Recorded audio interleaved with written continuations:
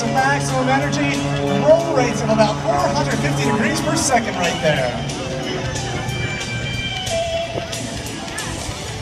As he pulls high to the right side again.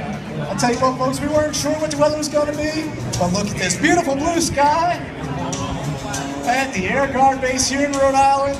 John Clapp bringing it across the middle here. Couple point rolls, keep a close eye on him. He's going to pull hard on the stick right there in the Cobra maneuver.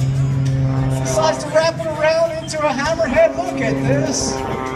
That's just great stuff.